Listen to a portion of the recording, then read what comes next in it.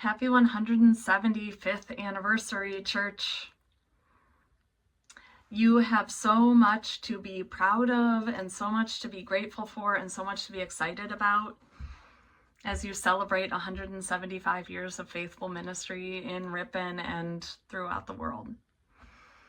I consider it a great joy and privilege that I can say that I got to be your pastor from 2012 to 2018. I consider with deep gratitude the way that you've trusted me to lead you as a first call pastor, which I understand you're doing now, and rightfully so, with your pastor, Amanda. I'm grateful for the way that you supported my family, our little toddler, Evelyn, and Amos and Susie in their births and baptisms. And I'll have them say hi at the end of this video, too. We are still in Lakewood, Ohio. We're doing well. Outside of Cleveland, where I've been the senior pastor of Lakewood Congregational Church for a little over 7 years now.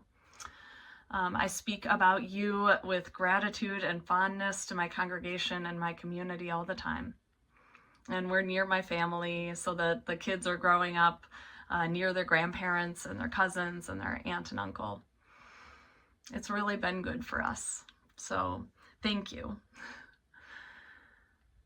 When Jean asked me if I could say something to you all for your 175th anniversary, I thought about it for a few weeks and didn't know quite what to say. And then ultimately I remembered that in the weeks leading up to when I left in 2018, I preached a series of sermons using the song by the Velvet Underground, "I'll Be Your Mirror." That goes something, it's like, I'll be your mirror and reflect who you are in case you don't know. And the song talks about the way that the best relationships in our lives are the ones where people can hold the mirror up for us to show us who we truly are, because sometimes it's hard for us to see ourselves. And I expressed that my hope as your pastor was that I was able to hold the mirror for you as a church and as individuals, so you could see who you really are and who God created you to be.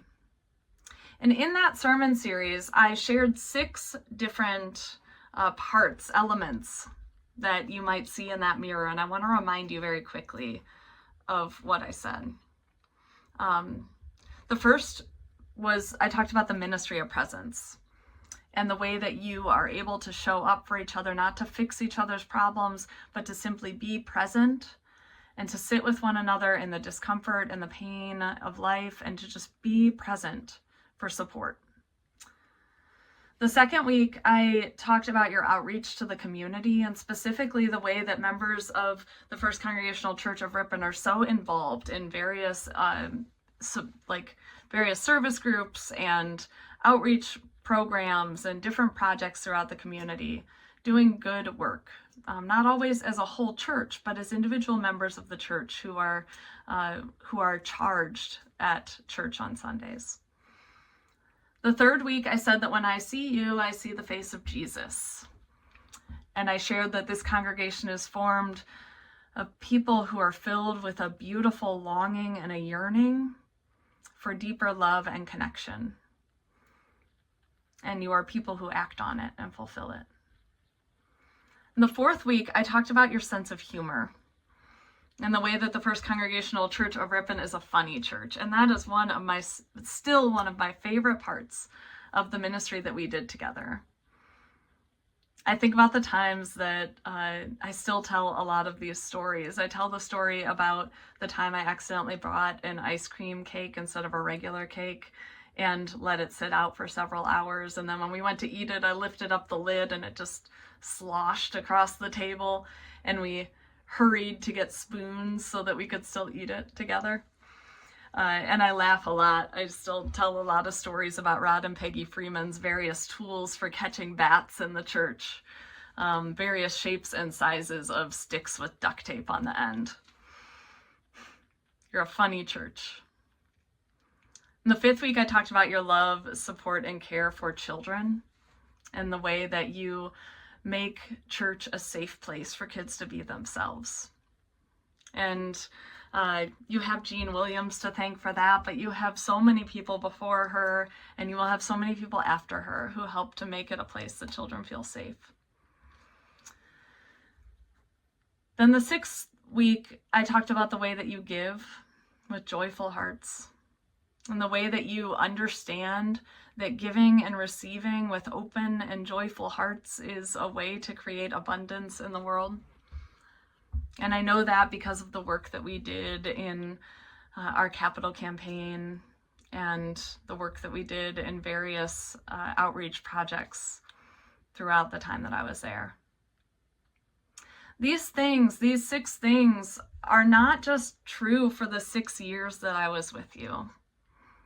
These parts of your identity are deeply woven into the core of what your church has been for 175 years, and who you will be and what you will be for the next 175 years. You cannot get rid of all of that, no matter how hard you try. And I hope you will lean into it to continue to see yourselves that way, as a church that serves the world thoughtfully and faithfully and in community, to the glory of God. So, congratulations on 175 years of faithful ministry. And thank you for 175 years of faithful ministry. And thank you for letting me be a part of that journey for 6 of those years. And thank you for being a part of my life and my story, and my family's life and story. Keep doing the good work, church. No, you start. No, I like you starting it. Let's go. 3, 2, 1. Hi, guys. Happy 175th anniversary from all the DiAgostinos. Mike, Evelyn, Susie, and Amos.